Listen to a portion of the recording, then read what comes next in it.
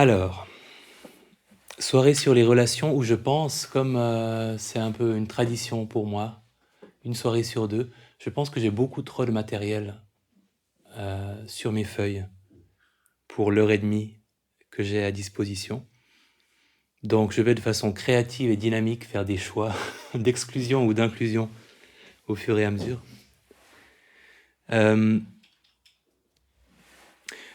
les relations humaines, c'est compliqué et on ne peut pas changer les gens.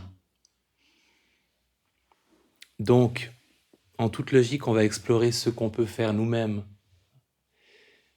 durant cette soirée. Et généralement, la question, en tout cas dans le cours MBSR, parce qu'on aborde la communication en pleine conscience, la question c'est toujours, mais quand je suis dans un échange difficile avec quelqu'un de compliqué, comment est-ce que je peux prendre du recul et m'exprimer comme j'aimerais m'exprimer, ne pas dire ce que je ne voulais pas dire, dire ce que je voulais dire. C'est les regrets traditionnels où on en a trop dit ou pas assez. C'est une question importante, mais en préparant cette soirée, j'ai réalisé qu'en fait, c'est un tout petit bout de la communication et des relations en pleine conscience, et c'est probablement pas le plus déterminant. En fait, il y a un aspect de prévention qui est plus important que l'intervention en situation de crise et qui a un impact probablement beaucoup plus important. Et le premier aspect de la prévention, c'est-à-dire ou prophylaxie, de créer les conditions idéales pour le développement de relations harmonieuses, c'est une question d'éthique. Comme pour toutes les soirées, je le précise maintenant, vous pouvez ouvrir les yeux, fermer les yeux, rester assis dans une position méditative, prendre une position plus confortable, enfin, sentez-vous libre. La première question, le premier point, c'est un point éthique, parce qu'un certain comportement éthique peut avoir un impact sur la qualité et la satisfaction qu'on obtient de nos relations. Alors fermons les yeux pour explorer un petit peu de cette éthique.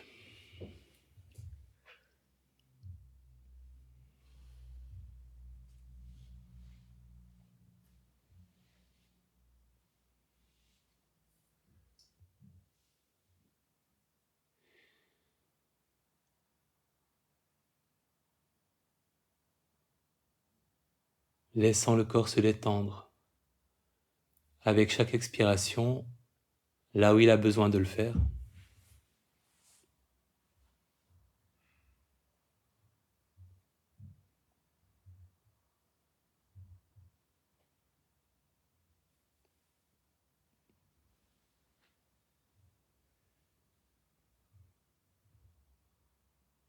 Et en évoquant le souvenir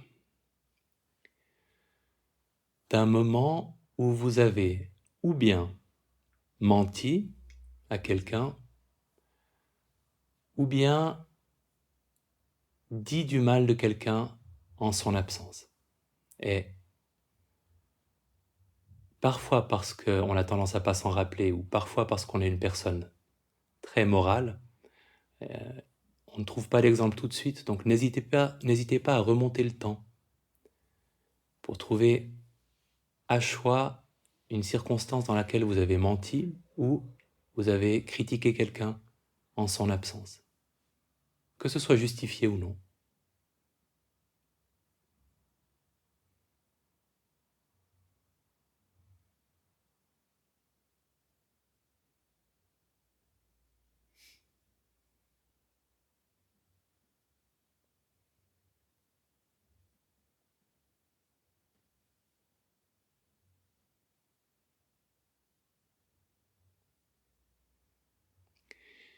Et quand vous avez un moment à l'esprit, en évoquant ce moment, en vous rappelant où vous étiez, ce que vous avez dit,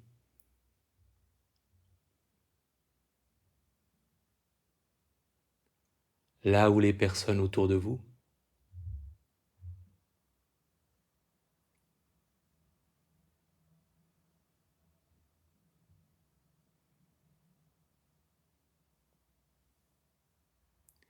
en évoquant l'instant précis où vous avez menti ou critiqué et en observant comment vous vous sentez en évoquant ce souvenir. Quel est le ressenti physique et émotionnel?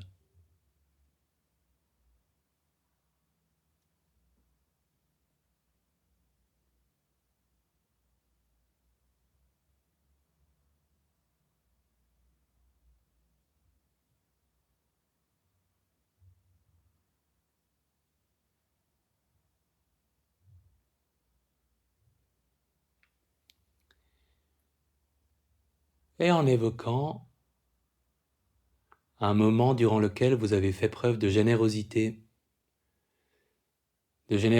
au sens large. Vous avez donné de votre temps, rendu service,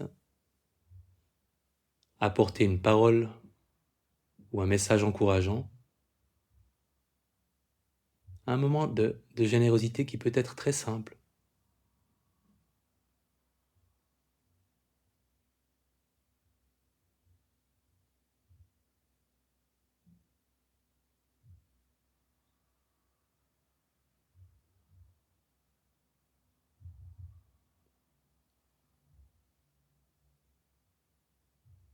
Y compris les petits gestes du quotidien qu'on fait pour faciliter la vie des autres, en évoquant le premier moment qui vous viendra à l'esprit.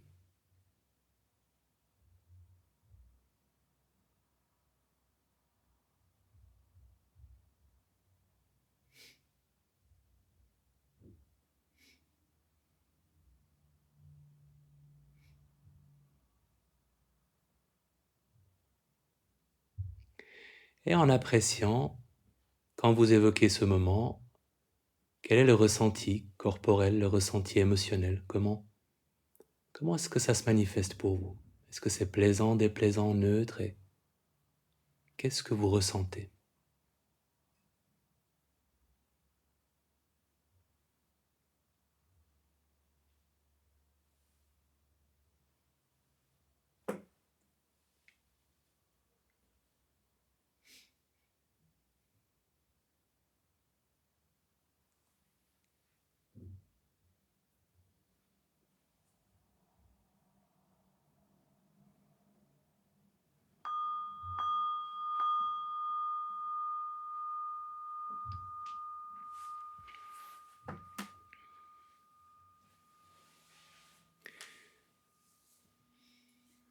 Alors, la conclusion à laquelle je pense qu'on va arriver est extrêmement banale, mais j'aime bien l'expérimenter pour en apprécier la réalité.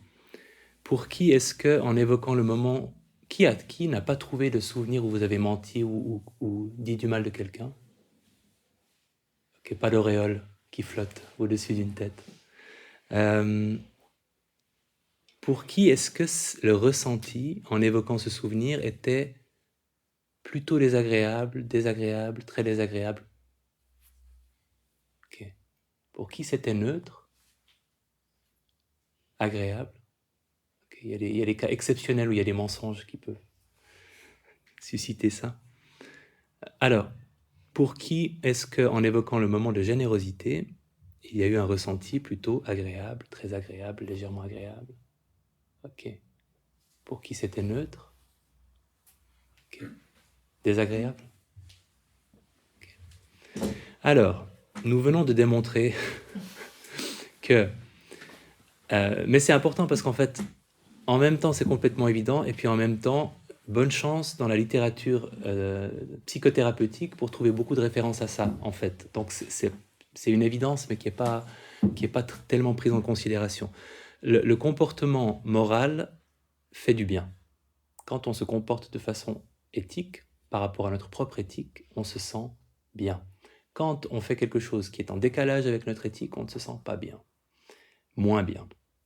Donc il y a un effet bienfaisant d'un comportement éthique sur notre équilibre psychologique.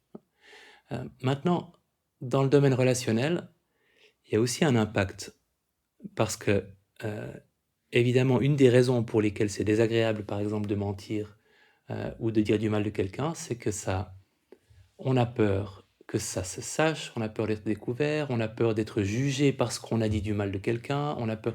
Donc ça suscite un stress intérieur, et puis ça peut effectivement avoir des conséquences sur la façon dont les autres personnes se comportent envers nous et sur la façon dont elles nous considèrent. Donc il y a un effet sur la qualité de nos relations, de notre comportement éthique. Dans les textes bouddhistes, ils parlent, et je trouve que ce mot est très, très joli, cette expression est très jolie, ils parlent de l'extase de l'irréprochabilité. C'est-à-dire à quel point c'est profondément agréable d'être irréprochable.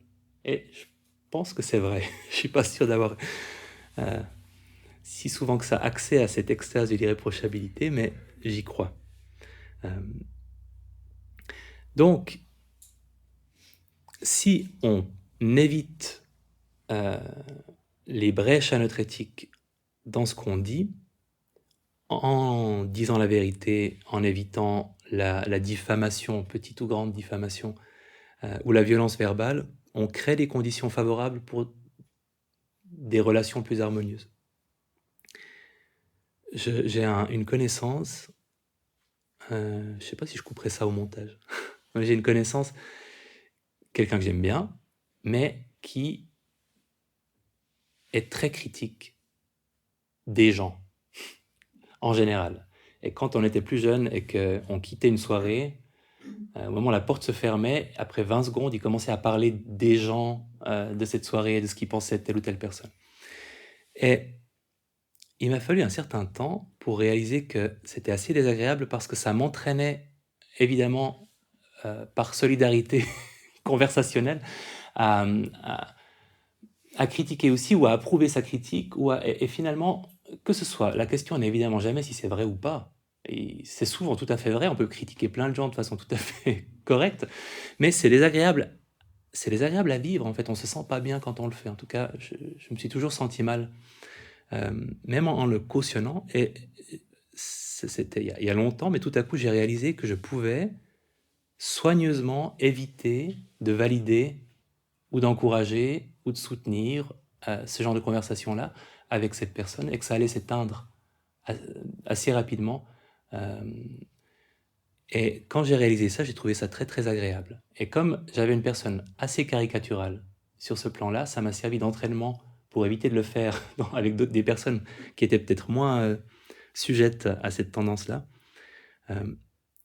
Et je pense que tout le monde connaît des champions et championnes de la médisance, et c'est très agréable de réaliser qu'on peut ne pas entrer en matière, et qu'on se sent bien. Et évidemment, parfois soi-même, on a cette tendance-là, et d'apprécier que ça ne nous fait pas du bien, même au-delà de l'aspect éthique, des conséquences sur les autres, mais que pour nous-mêmes, c'est désagréable.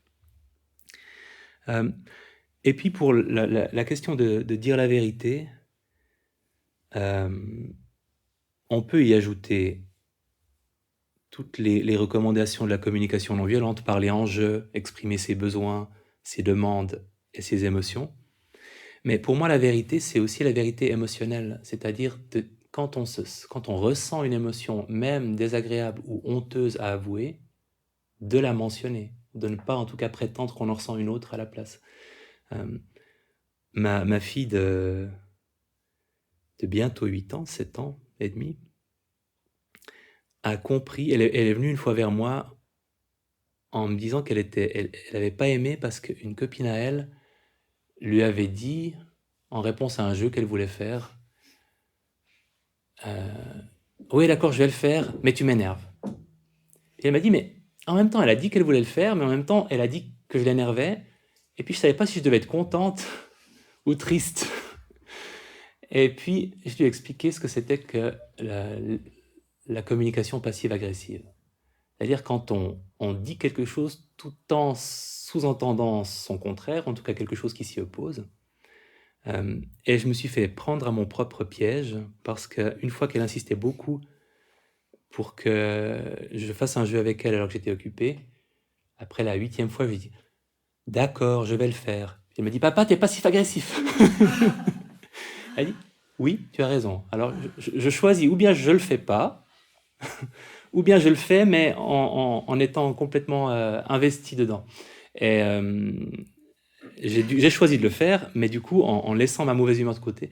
Et c'est quelque chose, cette vérité-là des émotions, euh, qui est, je pense, un gros problème au quotidien dans les échanges entre les gens. Cette réticence qu'on a à exprimer qu'on ressent une émotion qui est peut-être un peu honteuse ou qu'on préférait ne pas exprimer si on était vraiment la personne parfaite qu'on aimerait être. Et dire la vérité implique aussi d'exprimer réellement ce qu'on ressent. Bon, dans la tradition bouddhiste, il y avait aussi la notion d'action juste. Essentiellement ne pas tuer, ne pas voler, ne pas prendre d'intoxicants et ne pas avoir de relations sexuelles avec quelqu'un qui n'est pas disponible, comme il l'exprime.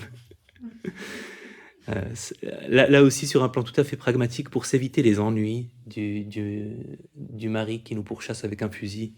C'est sur le plan très concret, éviter les ennuis avec des personnes qui seraient heurtées par notre comportement et la culpabilité, la honte et autres conséquences de ces comportements-là. Il y a l'idée de gagner sa vie d'une façon qui ne nuise pas à autrui. Et bon, au sens, quelle que soit l'éthique qu'on choisit, je pars de l'éthique bouddhiste parce que c'est celle qui est liée à la pratique méditative, mais peu importe l'éthique qu'on choisit d'avoir, mais un certain comportement éthique va avoir un impact sur la qualité de nos relations. Maintenant, ça c'est vraiment la base. Ensuite, les relations qu'on entretient avec les autres personnes, c'est comme un iceberg. La partie qui dépasse, c'est les moments où on interagit vraiment, dans la vraie vie. Et puis il y a un énorme iceberg en dessous de l'eau qui est la relation qu'on construit intérieurement dans notre vie intérieure avec chacune des personnes qu'on connaît. Et en fait, je pense que la partie cachée de l'iceberg est probablement plus importante parce qu'elle est déterminante aussi pour ce qui se passe dans les interactions qu'on a au quotidien. Et cette partie-là, on peut la travailler avec des outils méditatifs. Pour prendre un exemple tiré de ma vie, j'ai utilisé la méditation de bienveillance un peu inconsciemment pour soigner une relation difficile que j'avais dans la vraie vie. Enfin, la vie méditative est vraie aussi, mais voilà, dans la, dans les, dans la réalité non méditative. Et une personne difficile que j'ai trouvé tellement difficile que je refusais de l'inviter dans mes méditations de bienveillance parce que quand même, et même dans la case consacrée à la personne difficile, et que j'ai choisi d'inviter un jour où j'étais courageux dans une méditation de bienveillance, en tant que personne difficile, dans cette catégorie-là. Et j'ai fait ma méditation de bienveillance, et j'étais surpris de voir que c'était moins difficile que ce que j'avais pensé. Et quelques mois plus tard, j'ai repensé à la même personne, j'ai voulu la mettre dans la catégorie difficile, et je me suis dit, mais finalement, je vais la mettre dans la catégorie neutre, qui n'est pas prévue pour ça, mais j'étais pas prêt dans la structure traditionnelle à la mettre dans la catégorie de la personne proche, donc j'ai trouvé un compromis. Et de nouveau, c'était relativement facile, et je sentais moins de réaction que la première fois que je l'avais fait. Et quelques mois plus tard, je l'ai intégré comme personne proche, personne à laquelle il est facile de souhaiter du bien. Et ça correspondait vraiment à ce que j'étais devenu capable de lui témoigner en méditation. Donc il y a eu un cheminement complètement intérieur, c'est-à-dire que je n'étais pas en thérapie avec cette personne, je ne lui ai pas parlé particulièrement pendant cette période-là. Mais quand je l'ai revue en chair et en os, ça a eu un très grand impact sur la qualité de ma relation avec elle. Donc je pense que ce travail sous-marin peut avoir un effet important sur ce qui se passe dans notre vie ensuite, en relation avec des personnes avec lesquelles c'est difficile. En fait, on passe énormément de temps à ruminer sur nos relations, et ce temps-là est un temps qu'on peut changer avec la pratique méditative et qui a un effet sur nos relations. Donc je vous propose de faire un petit travail de gratitude pour commencer.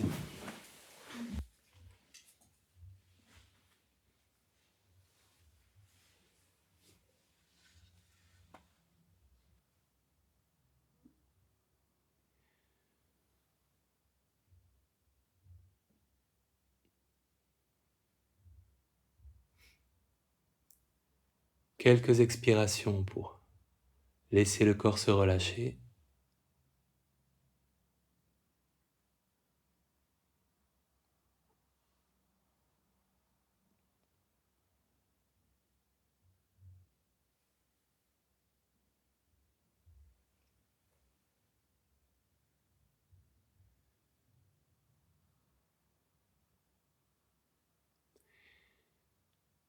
Et avec votre imagination, en évoquant, en convoquant tous vos proches,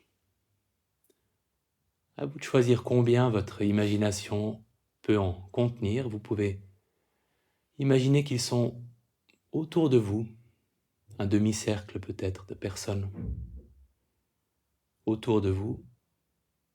Quels sont les visages, quelles sont les personnes que vous invitez dans cet espace? Ça peut être des proches avec lesquels la relation est facile, mais aussi des proches avec lesquels la relation est plus difficile.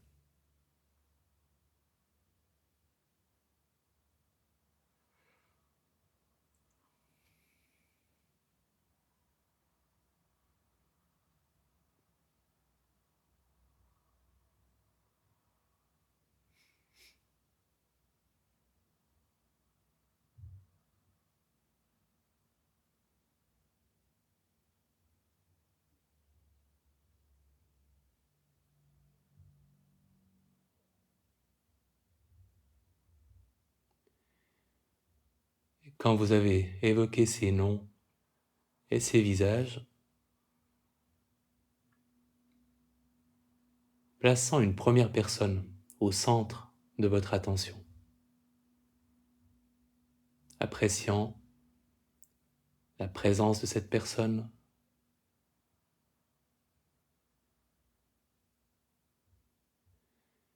et en la remerciant pour quelque chose qu'elle vous apporte, qu'elle vous a apporté. Pourquoi,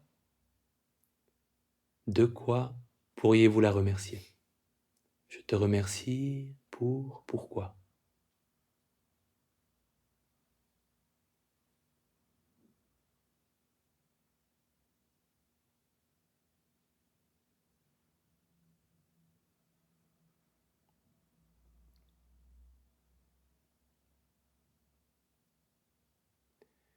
Et une autre personne, prenant le temps de la remercier, une ou plusieurs raisons.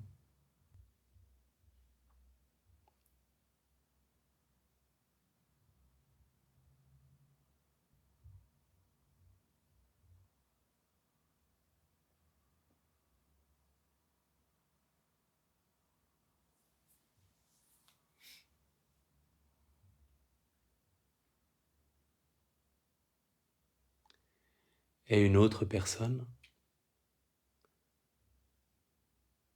et de quoi pourriez-vous la remercier?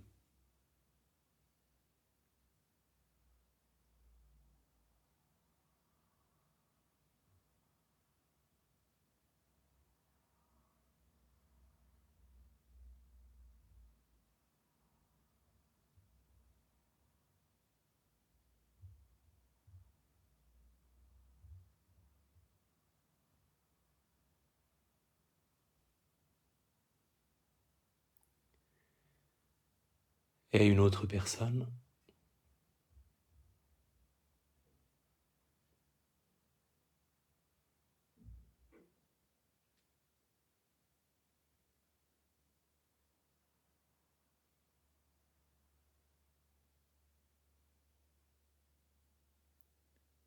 adressant vos remerciements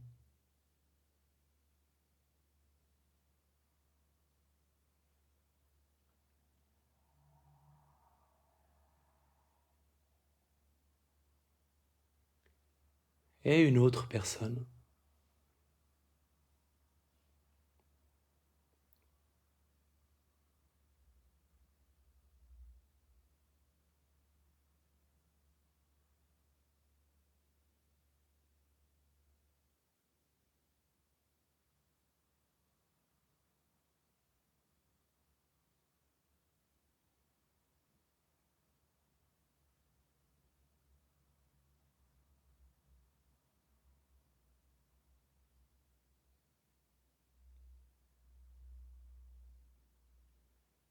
Et une autre.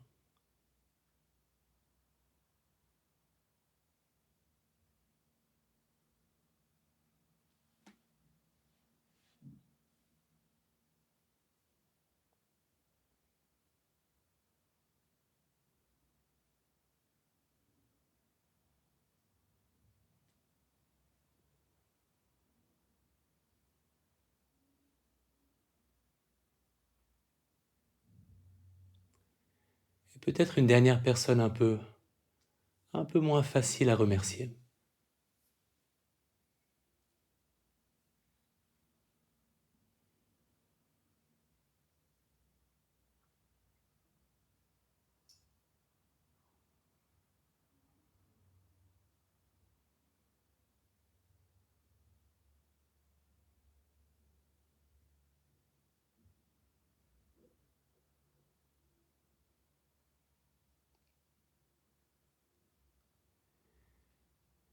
Et en adressant un merci intérieur à toutes ces personnes, et en laissant ce merci résonner.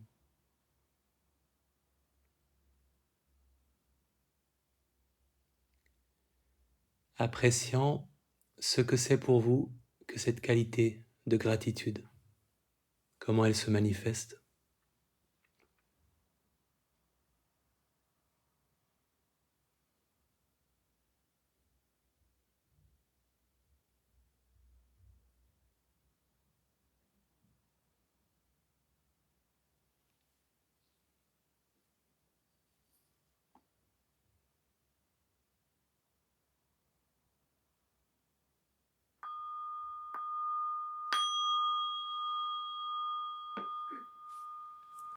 Est-ce qu'il y a des observations? Et j'ai eu beaucoup de peine aussi. Mais pas parce que c'était une personne abominable, mais parce qu'en termes de gratitude, je ne savais pas de quoi la remercier. Donc pour finir, je l'ai remercié pour son ouverture d'esprit dans nos conversations. Ce qui est un truc vraiment... Voilà, mais j'ai dit quelque chose.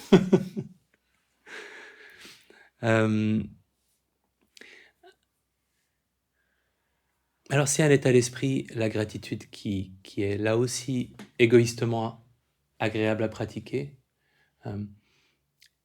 Et c'est un remède préventif pour l'ingratitude et pour la focalisation sur ce qu'on a reproché aux autres. Donc ça permet d'équilibrer nos relations intérieures et de révéler un peu plus cet aspect, ce qu'on peut, ce pourquoi on pourrait remercier les autres, et de lui donner un peu plus d'espace.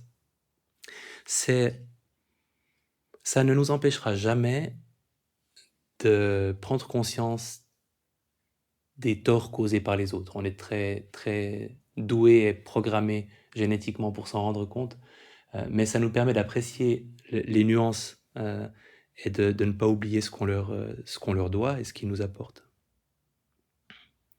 Et je suis persuadé que ça a un impact dans nos relations concrètes quand on se lève du coussin après avoir pratiqué la gratitude. En l'occurrence, je pense que c'est aussi une pratique, et c'est plus cette direction-là que je voulais souligner ce soir, c'est aussi une pratique qu'on peut faire informellement, c'est-à-dire quand on est face à quelqu'un, surtout si on sent, si c'est une personne proche et qu'on sent qu'on est dans un moment de tension, de se rappeler les raisons pour lesquelles on aurait envie de la remercier et de ramener ça à notre esprit, sans que ce soit une façon de nous interdire, par exemple, d'être irrité par la personne en face de nous, mais juste de rétablir la personne complète, plutôt que seulement cette partie irritante qu'on perçoit à ce moment-là.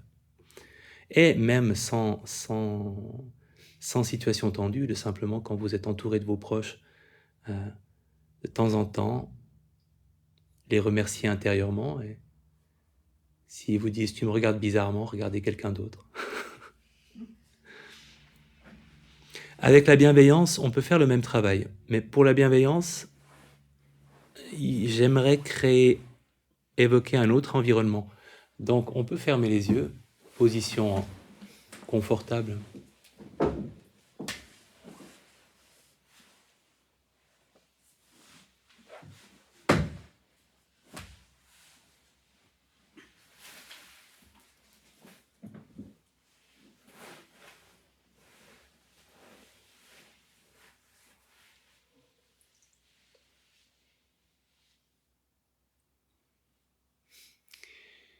Et peut-être un peu plus de créativité dans l'imagination en choisissant un endroit dans lequel vous vous trouvez souvent, avec d'autres personnes qui ne sont pas des proches. Alors, le choix typique, ce serait le lieu de travail. Vous pouvez évoquer votre lieu de travail, mais vous pouvez aussi évoquer un endroit que vous connaissez bien, où il y a des gens que vous connaissez un peu, ou en tout cas que vous fréquentez suffisamment pour pouvoir les imaginer, pour pouvoir vous faire une idée de chaque personne. Si vous allez au fitness tous les jours, peut-être le fitness. Si vous avez un café où vous avez vos habitudes, un sport ou une autre activité que vous pratiquez en groupe.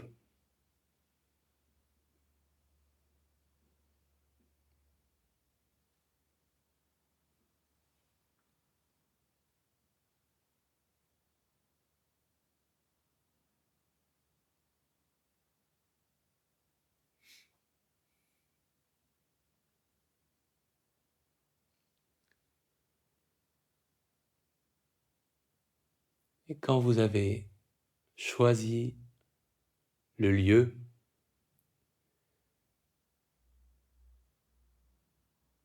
avec votre imagination,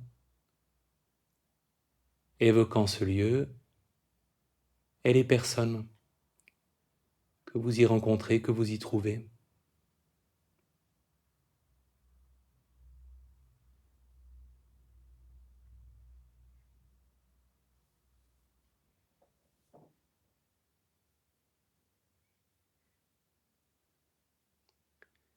En faisant défiler les visages. Vous pouvez imaginer là aussi que ces personnes sont autour de vous.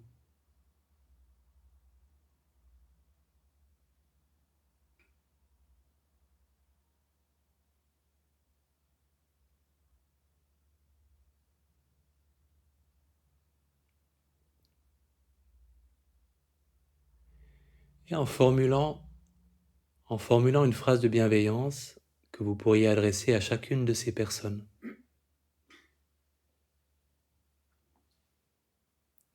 Choisissant une seule phrase que vous pourriez adresser à chaque personne.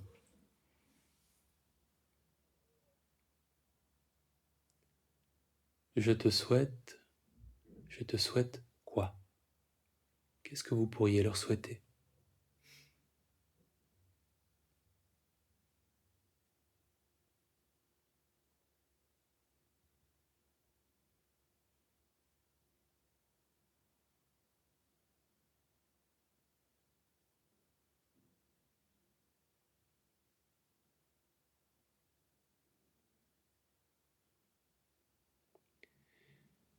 Quand vous avez une phrase à l'esprit, en plaçant une première personne, un premier visage, un premier nom peut-être, au centre, et en adressant cette phrase à cette personne-là, en la répétant intérieurement.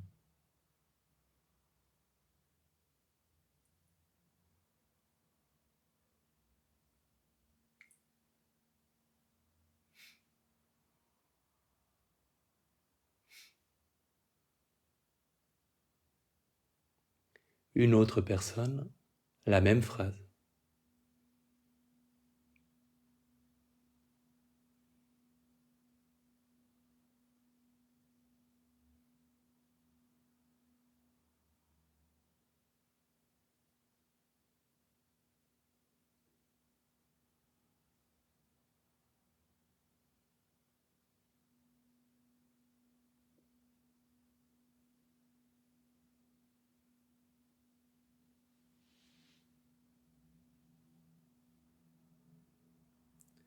Une autre personne,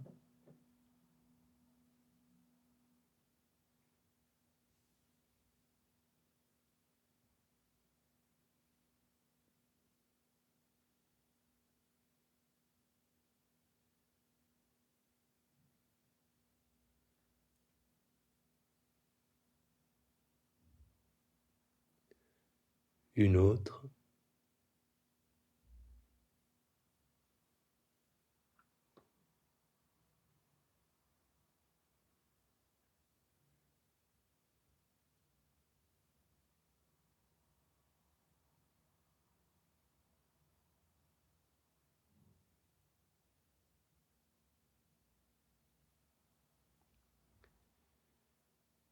et s'il y a une personne la plus difficile du bureau,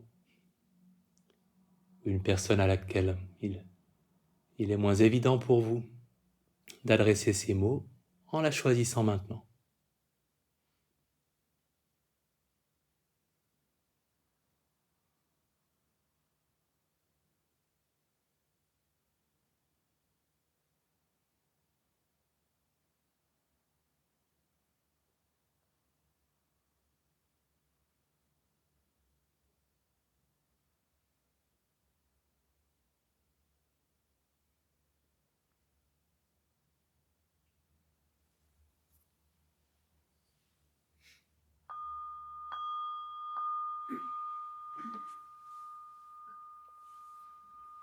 Il y avait une personne pour qui? Est-ce qu'il y avait une personne un peu plus difficile? Je pense surtout aux personnes qui ont choisi leur lieu de travail, ok.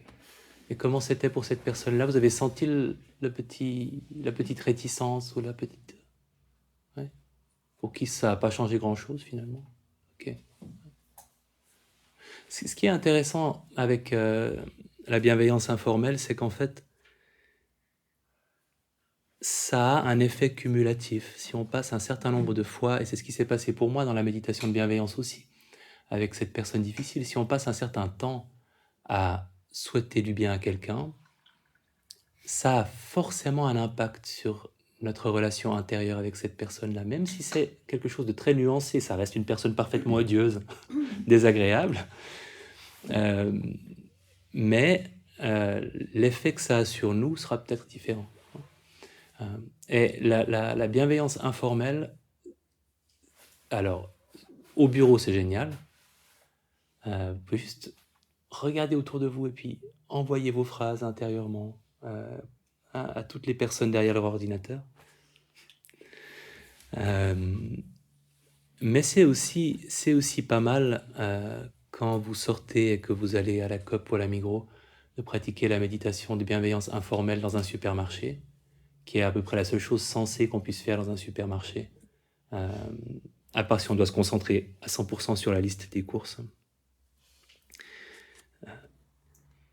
Et là aussi, si vous faites par exemple de la bienveillance informelle, pour prendre un exemple extrêmement concret, en sortant d'un parking en voiture, pour tous les conducteurs autour de vous, si quelques mètres plus loin, une voiture vous coupe la route, il est possible que ça ait un impact sur votre réaction intérieure face à cet automobiliste énervant. Donc ces petits moments en fait où on se focalise sur une bienveillance informelle qui peuvent paraître un peu relever de la méthode Coué, un peu naïve et bisounoursienne, ça peut vraiment avoir un effet sur la violence et l'intensité de notre réaction négative face à des personnes qui nous énervent. Donc, c'est un bon investissement de prévention.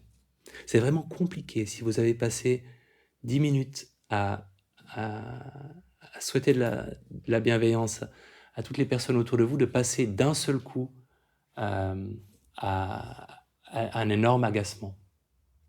Ce sera atténué et ça n'a pas de prix, comme c'est très désagréable.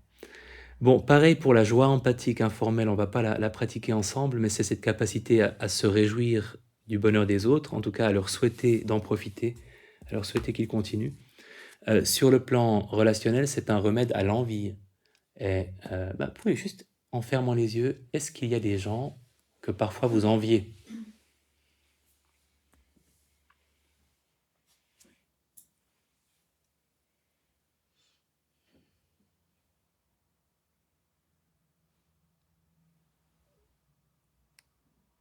Pour ce qu'ils ont, pour ce qu'ils sont.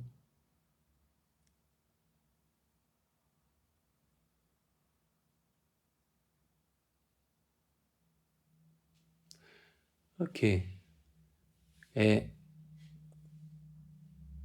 quelle phrase pourriez-vous utiliser pour vous réjouir du bonheur de ces personnes-là ou de cette personne-là? Peut-être je te souhaite de profiter de tes bonheurs, je me réjouis de te savoir heureux, j'espère que tes succès vont continuer, je te souhaite de profiter de ce qui va bien dans ta vie. Ça peut être une formulation toute simple, profite, ou plus longue.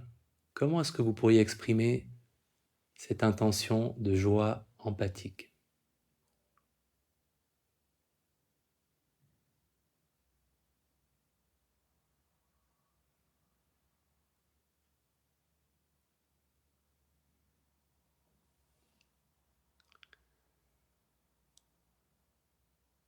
Ok, vous pouvez ouvrir les yeux. Si une personne et une phrase vous sont venues, vous avez un petit travail de méditation informelle que vous pouvez faire la prochaine fois que vous pensez à cette personne. Et si vous êtes en face d'elle, encore plus. La compassion informelle,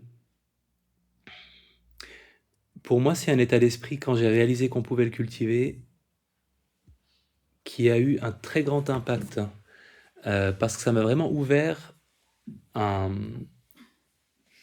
une façon d'être qui ne me fasse pas de mal face à quelqu'un qui souffre. Donc, c'est extrêmement utile comme état d'esprit informel. Si vous êtes face à quelqu'un qui ne va pas bien, on peut ressentir de l'indifférence, parfois pour se protéger, une espèce de soulagement stupide qui peut se produire parfois. C'est un peu, peut-être excessif de dire soulagement, mais ça n'arrive peut-être qu'à moi, mais je sais que parfois, il y a une espèce de soulagement que ce soit pas tombé sur moi, en fait. Quand j'apprends que quelqu'un a une tuile et que j'aurais pu avoir la même tuile, tout en sachant que c'est à la fois nul et irrationnel, une espèce de réflexe, comme si la météorite était tombée à côté, et que je souffle qu'elle soit pas tombée sur moi. Et l'indifférence, cette espèce de soulagement, il y a la pitié, bien sûr, il y a la tristesse, le fait que ce soit accablant, que ça puisse arriver quelque chose comme ça puisse arriver à quelqu'un. À l'inverse du soulagement, très souvent il y a la culpabilité, que à nous ça n'arrive pas et à cette personne ça arrive. Donc la compassion donne la possibilité d'être complètement en contact avec la souffrance de quelqu'un d'une façon qui ne nous fait pas du mal, et qui nous met en condition d'aider autant qu'on puisse le faire, pour autant qu'on puisse le faire, cette personne. Donc c'est un état d'esprit relationnellement très sain, parce que quand vous écoutez quelqu'un parler de ses problèmes et que vous sentez, ça peut être de la tristesse, du découragement, ça peut être de l'agacement, ça peut être la volonté de lui donner des conseils, de formuler à la place, dans un premier temps en tout cas, une phrase de compassion, c'est-à-dire un souhait que la souffrance de cette personne soit allégée, que ça s'arrange pour elle, qu'elle vive ce qu'elle vit en ce moment le mieux possible, et le lui adresser intérieurement, ça peut faire beaucoup de bien à la conversation et à votre état d'esprit aussi. Ok, je ne vais pas vous parler de l'équanimité. J'en ai parlé dans une autre soirée. parce que je veux essayer de consacrer un moment au pardon en méditation. Alors, il y a une méditation du pardon que je ne vais pas vous faire parce qu'elle est longue et que je n'ai jamais mise en ligne, mais j'avais fait une soirée sur le pardon. Donc la méditation, l'enregistrement existe. Et ce que je propose, c'est de vous l'envoyer pour les personnes qui aimeraient pratiquer cette méditation. Je vous enverrai l'enregistrement. Mais j'aimerais juste parler du pardon, toujours dans cette optique de travail intérieur, hein, pas du pardon effectif où on va voir la personne et on lui dit « je te pardonne ». Le pardon n'est pas un état ou un résultat ou un truc qu'on obtient. Dans la logique méditative, c'est un processus. On peut prendre la direction du pardon comme on prend la direction de la bienveillance, comme on prend la direction de la compassion. Ça ne garantit rien par rapport au résultat. C'est un engagement dans une direction. Donc on est en train de pardonner. On n'a pas forcément pardonné. La rancune peut se réveiller à tout moment, donc c'est vraiment un processus continu. Si on prend la direction du pardon, ce n'est pas pour lui faire ce plaisir, c'est égoïstement pour que nous-mêmes on se sente mieux. Parce que, et c'est une phrase que je trouve géniale et extrêmement juste, la rancune est ce poison que l'on avale soi-même dans l'espoir qu'il tuera quelqu'un d'autre. Et je trouve cette phrase fantastique parce que c'est exactement ça. Il y a parfois des expressions qui décrivent la réalité de façon extrêmement précise, et c'est exactement ça. On est la principale personne qui souffre de notre propre rancune, mais dans la rancune, il y a cette idée qu'on le fait pour punir l'autre ou en réponse à ce que cette personne nous a fait, et il n'y a qu'à nous que ça nuit. Donc quand on prend la direction du pardon, c'est avant tout pour se faire du bien à soi. Ce n'est pas est-ce qu'elle mérite que je lui pardonne, c'est est-ce que moi je le mérite. Et ça n'implique pas, et je pense que c'est pour ça qu'on peut le faire d'une façon où on se sent en sécurité, ça n'implique pas de changer de relation avec qui que ce soit autrement qu'intérieurement. On n'est pas obligé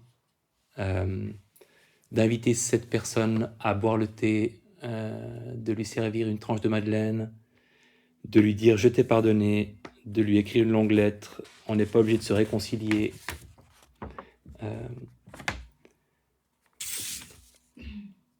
On peut faire ce travail de pardon de façon complètement intérieure, dans la sécurité de notre vie intérieure, et ne la manifester que si et quand on a l'impression que ça nous fera du bien et que c'est le bon moment pour nous, ou ne jamais le faire.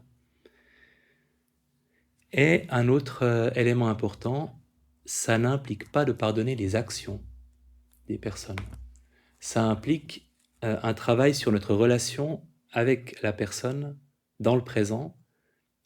L'action peut tout à fait être impardonnable, mais on n'a pas de relation avec des actions, on a des relations avec des personnes. Et on ne peut pas changer les actions passées, mais on peut changer la relation présente, même avec une personne qui a disparu de notre vie. Une autre phrase qui correspond à cette réalité-là, abandonner tout espoir d'un passé meilleur. J'aime beaucoup cette phrase. Et parfois, c'est ce qu'on cherche, en fait. Un passé meilleur. Puisque le pardon implique des personnes et pas des actions, ça n'implique pas de relativiser la gravité des actions, de nier le dommage causé.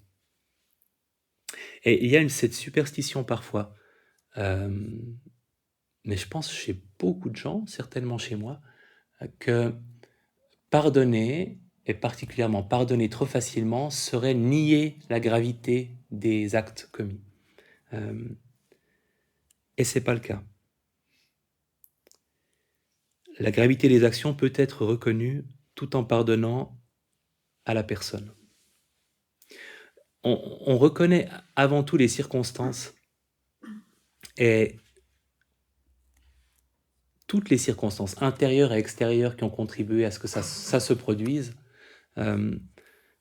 Et je sais qu'un moment où j'ai pu observer ce processus-là collectivement, c'était dans un des cours de Mindful Eating, de manger en pleine conscience, une des formations que j'avais suivies, où on nous avait fait un exercice que j'ai ensuite proposé dans la formation que j'ai donnée, de réflexion sur la façon dont nous mangions en famille, sur les règles, sur les rituels, est-ce que la nourriture était une punition, une récompense, enfin, sur, en fait, tout le développement de notre relation à la nourriture pendant l'enfance. Et évidemment, dans une formation de personnes qui voulaient enseigner une méthode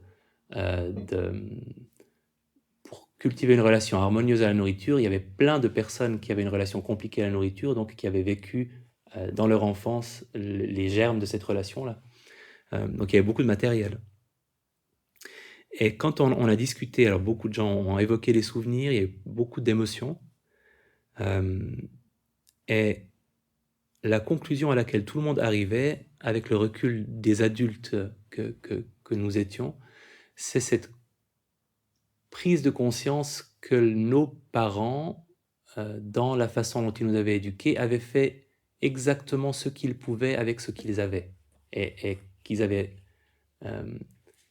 reçu eux-mêmes une éducation, qui vivaient dans certaines circonstances, et que finalement, ils avaient fait de leur mieux avec le peu ou le beaucoup de ressources qu'ils avaient. Et ça semble complètement finalement évident, mais c'est parfois extrêmement difficile d'aller au-delà de la personne et d'admettre que cette personne elle-même a des circonstances qui l'ont faite telle qu'elle était quand elle nous a causé du tort.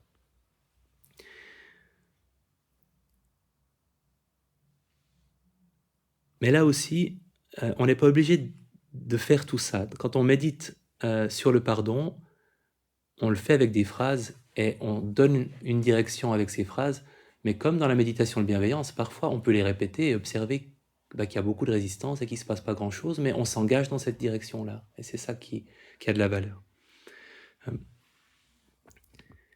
Une citation que je vais essayer de traduire de Catherine Ponder. Quand on garde du ressentiment vis-à-vis de quelqu'un, on est lié à cette personne par un lien, une chaîne émotionnelle qui est plus dur que l'acier. Et le pardon est le seul moyen de dissoudre ce lien et de s'en libérer. Et c'est probablement aussi une des façons les plus justes, en quelques mots, de définir ce que c'est que ce processus de pardon. Tant qu'on a du ressentiment, on est paradoxalement extrêmement proche de la personne contre laquelle on a du ressentiment. C'est le ressentiment, la rancune, crée une relation intérieure extrêmement intime et qui peut être dissoute quand cette rancune se relâche. Donc la méditation centrée sur le pardon, elle a 3 phases. On prend conscience des torts qu'on a causés à autrui et on demande pardon. Donc on choisit des personnes auxquelles on a causé du tort et on leur adresse des excuses intérieurement. Et c'est évidemment important de commencer par là. Ensuite, on se pardonne soi-même du tort qu'on s'est causé à soi-même, des moments où on n'a pas su prendre soin de soi suffisamment. Toujours en répétant une phrase qui exprime ce pardon. Et finalement, parce que c'est à ce moment-là qu'on est peut-être le plus prêt à le faire, on pardonne verbalement à une personne qui nous a causé du tort. Donc cette méditation, je vous l'enverrai par mail si vous êtes intéressé. Je voulais faire une place pour ce pardon méditatif parce que là aussi, ça m'a ouvert les yeux sur le fait qu'on peut pardonner dans notre espace intérieur de façon sûre, c'est-à-dire sans changer quoi que ce soit à nos relations mais qu'on peut faire ce travail intérieur et voir où il nous mène et jusqu'où ensuite il peut avoir un impact dans les relations concrètes. Et que c'est probablement beaucoup plus facile d'envisager le pardon comme un processus continu qu'on peut vivre intérieurement que comme une grande déclaration qu'on est censé faire parce qu'on a finalement atteint ce pardon et qu'on est prêt à l'exprimer à la personne concernée ou aux personnes concernées. Donc, ça c'était le gros morceau de l'iceberg, c'est tout ce travail qu'on peut faire en méditation formelle et en méditation informelle sur les relations qu'on a avec les autres. Maintenant, il y a la communication en pleine conscience. Ce qui dépasse. Et pour travailler sur la communication en pleine conscience, je vous propose de prendre une position de méditation bien confortable.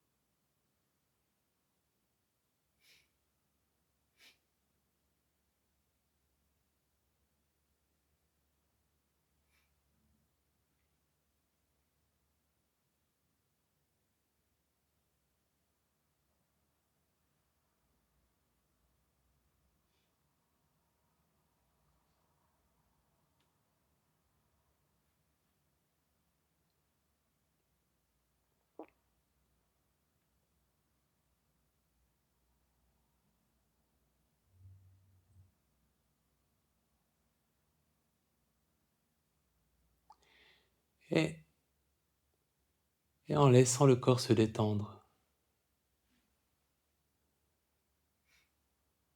Avec chaque expiration, prenant conscience de cette détente, là où elle peut s'installer.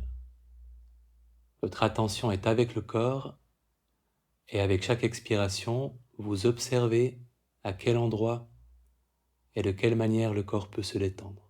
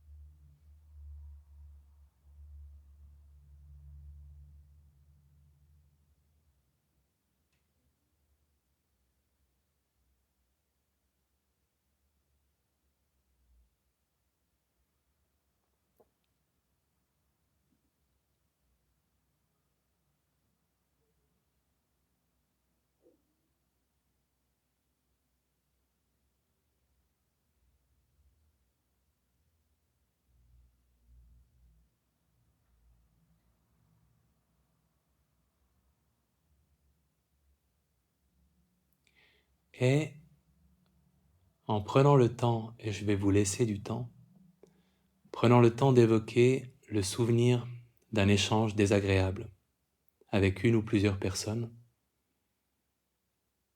Ça peut être un souvenir récent ou si vous menez cette fameuse vie parfaite entourée de gens merveilleux en remontant le temps. Le premier souvenir qui vous viendra à l'esprit. Vous aurez probablement du temps pour en parler à quelqu'un, donc choisissant peut-être quelque chose que vous soyez d'accord de partager, même si vous choisirez ce que vous en raconterez.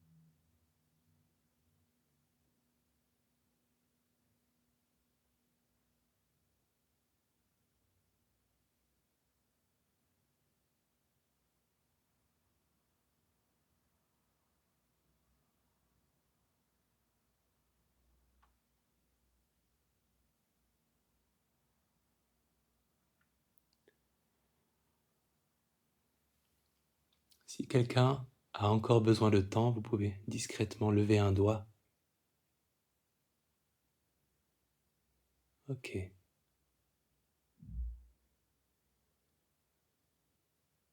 En évoquant ce souvenir, en commençant par évoquer le lieu,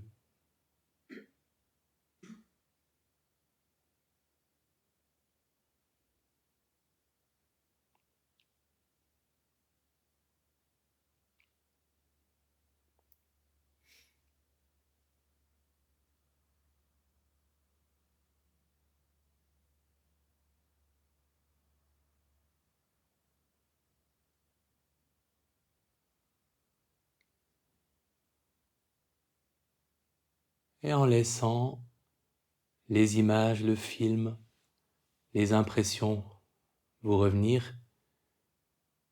Que s'est-il passé? Qu'est-ce qui a été dit? En vous repassant la scène, en la revivant intérieurement.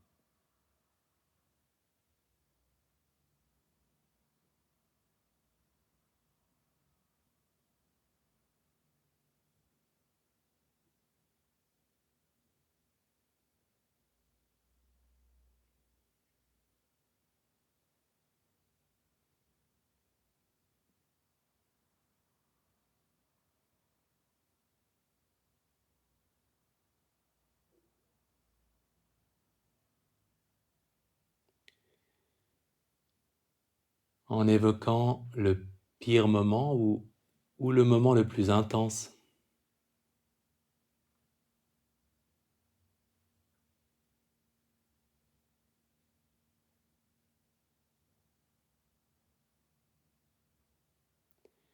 En évoquant le moment le plus intense, tournant votre attention vers les sensations, observant comment le corps réagit à ce souvenir. Quelles sont les sensations?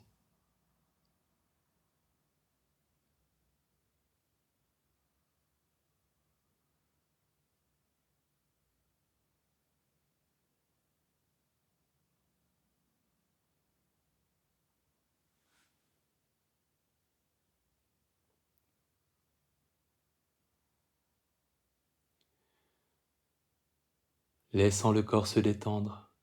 À l'expiration, laissant ces sensations-là se détendre si elles en ont besoin.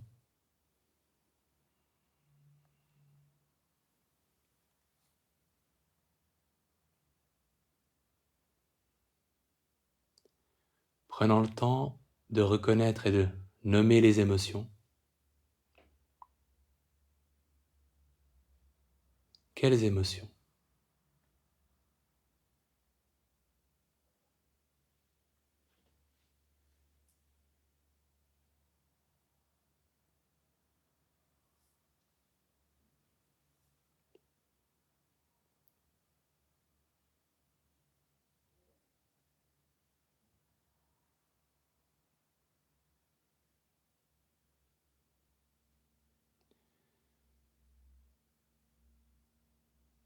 En prenant conscience de la respiration, laissant ce souvenir pour vous focaliser sur la respiration.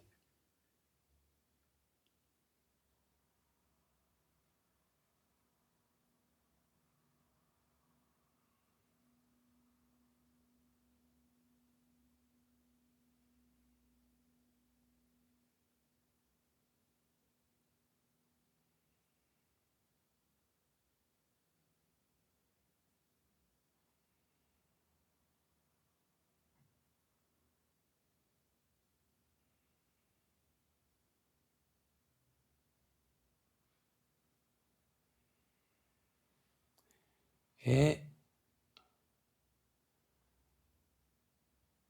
en évoquant à nouveau ce moment, mais en prenant une perspective extérieure, la caméra qui filmerait cette interaction, en imaginant que vous voyez tous les protagonistes, vous y compris, et que vous revivez cette scène comme si elle avait été filmée par une caméra extérieure, observant les visages, écoutant ce qui est dit par les uns et les autres, À quoi est-ce que ça ressemblerait?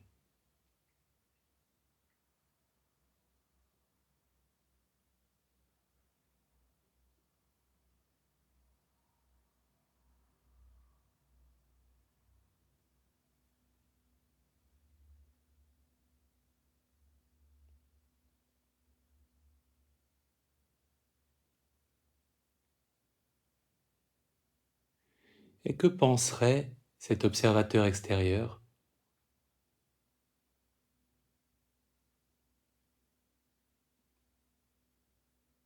Qu'est-ce qu'il remarquerait?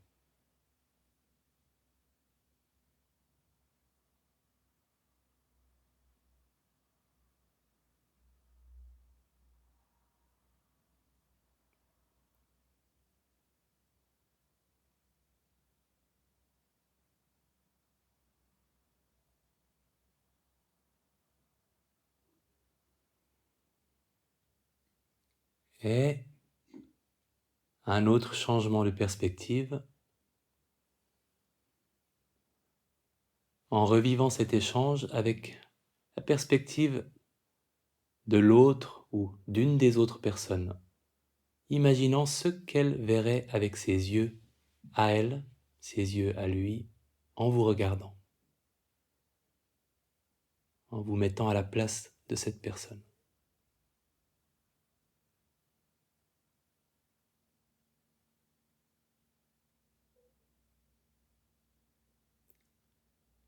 Tout le déroulement de la scène avec son regard.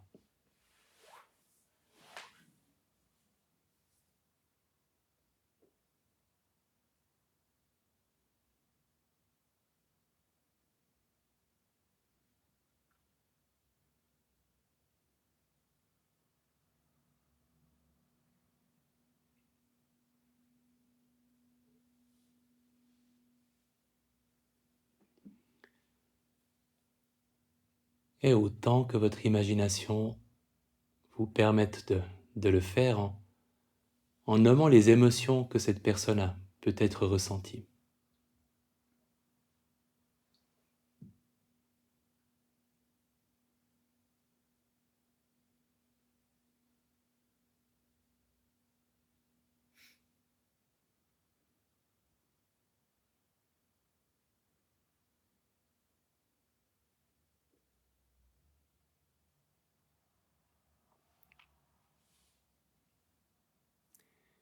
Et comment est-ce que c'était d'adopter cette perspective-là?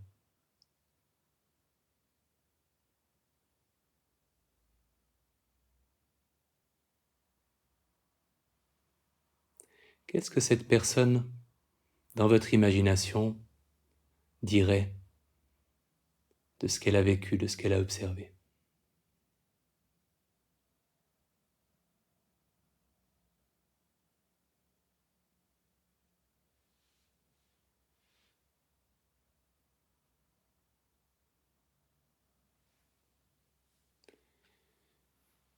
Et en ramenant votre attention à la respiration, en prenant un grand soin de centrer votre attention sur la respiration dans les 10 prochaines respirations. Vous pouvez même les compter.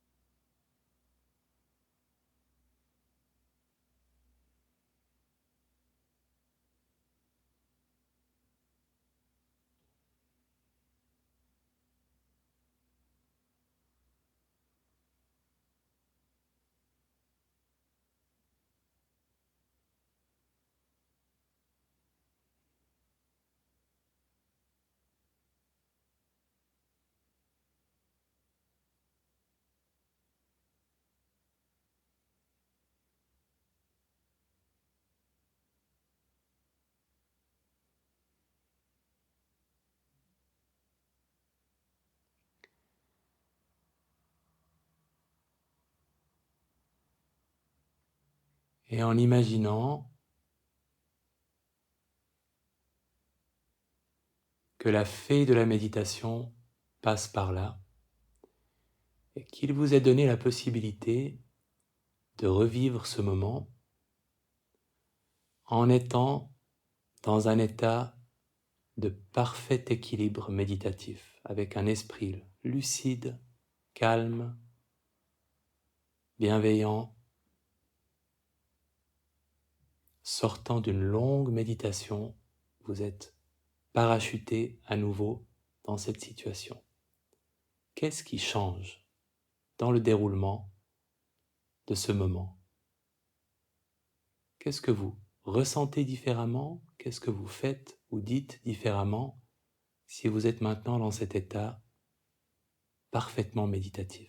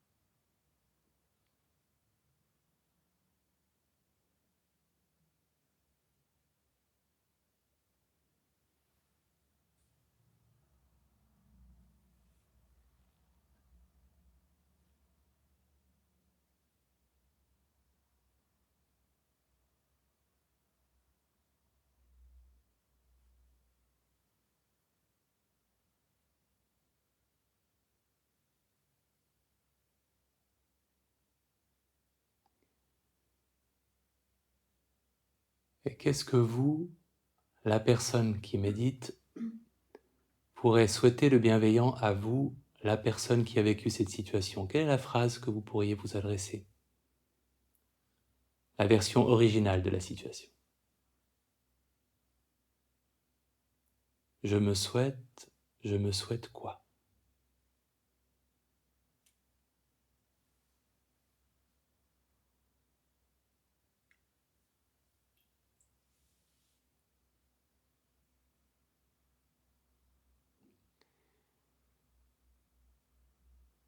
Et qu'est-ce que vous pourriez souhaiter de bienveillant à la personne ou aux personnes avec lesquelles vous avez eu cet échange difficile?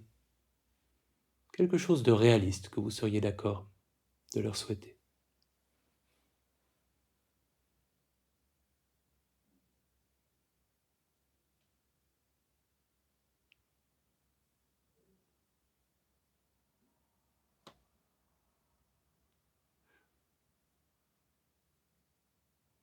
Et finalement, ce que vous pourriez souhaiter à toutes les personnes impliquées, ensemble, je nous souhaite quoi?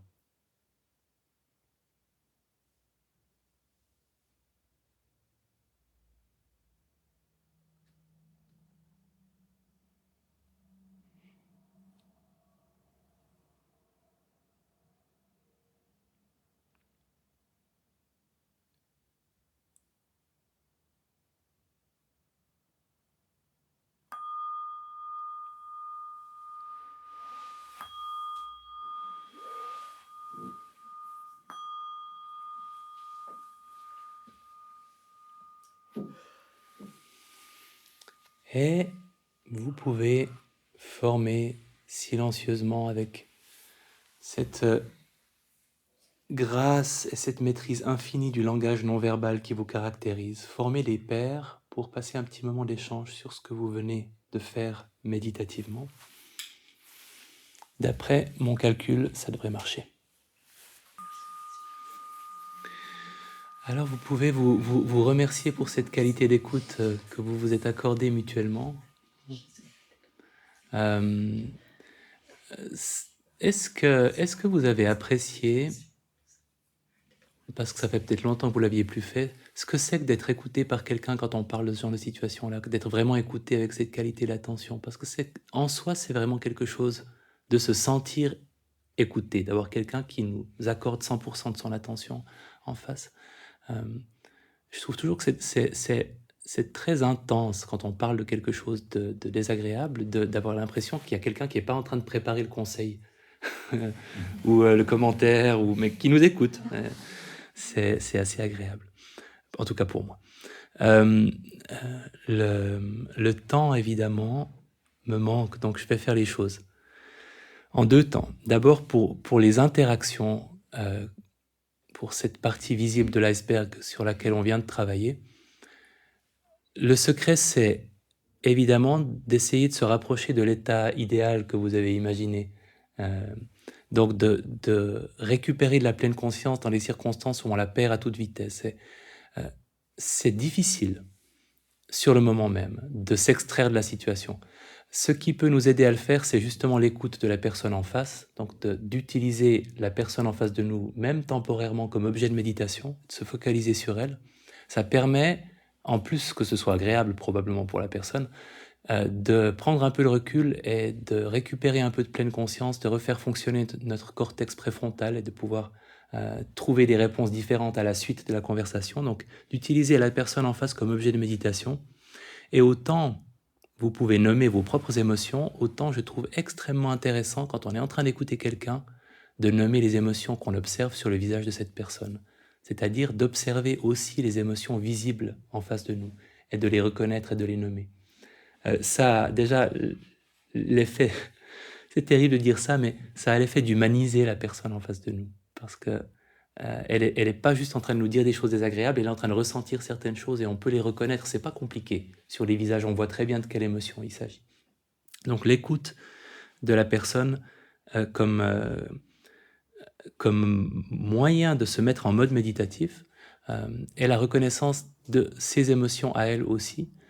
Et une fois qu'on est en mode méditatif, tout est facile. Donc le secret, c'est de sortir de la transe conversationnelle. Et quand on arrive à le faire, c'est pas très compliqué, à défaut d'avoir une interaction parfaite, d'au moins dire ce qu'on veut vraiment dire et de ne pas dire ce qu'on ne veut pas dire. Et c'est le mieux qu'on puisse faire dans une conversation. Si on suit des principes de communication non violente, c'est très bien aussi, mais essentiellement, c'est juste être en pleine possession de nos moyens quand on a tendance à les perdre. Maintenant, observation s'il y en a sur le changement de perspective et puis sur le scénario idéal. En quoi est-ce que c'était différent et qu'est-ce que ça vous a montré? Moi, j'ai surtout été frappé, c'était un échange avec une dame, quand j'ai changé de perspective par la dimension physique, où pour l'observateur extérieur, c'était une petite dame, mais je suis quand même un grand monsieur, la dimension physique prenait beaucoup plus d'importance. Et à quel point je pouvais paraître menaçant parce que j'étais en colère et plus grand et plus fort, m'apparaissait pas quand je suis à ma place, je me perçois pas comme étant menaçant, mais l'observateur extérieur, oui. Et évidemment aussi quand j'ai pris sa perspective à elle, donc ça c'était intéressant. Et j'ai dit vraiment des choses magnifiques dans cet état idéal méditatif dans lequel j'étais en rêve, tellement adéquat et approprié. Qu'est-ce que vous avez observé?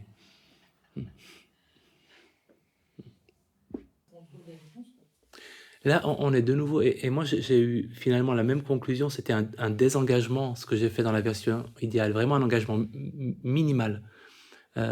Et je pense aussi qu'on travaille avec, on travaille sur l'iceberg pour que quelque chose puisse se passer différemment si on revit la même situation. Je suis assez convaincu que ce genre d'expérience-là peuvent changer la façon dont on abordera une situation similaire qui se représentera. Donc je pense que cet exercice a de la valeur pour cette raison-là. Que ça peut vraiment... Parce qu'on voit quelque chose qu'on n'a pas vu sur le moment. De revivre la situation nous permet de remarquer plusieurs choses qu'on n'aurait pas remarquées autrement. Donc, je peux que vous encourager à le faire de temps en temps, de revisiter des moments désagréables vécus. On n'a pas très envie de le faire, mais c'est vraiment enrichissant de le faire. Je vous souhaite d'avoir des communications épanouies. Et si vous êtes là à la semaine prochaine, si vous voulez boucler votre conversation, c'est un peu frustrant de ne pas avoir pu se dire juste peut-être 2 ou 3 choses avant de partir, vous pouvez le faire, on a dépassé le temps, mais voilà, à vous de voir si vous voulez conclure.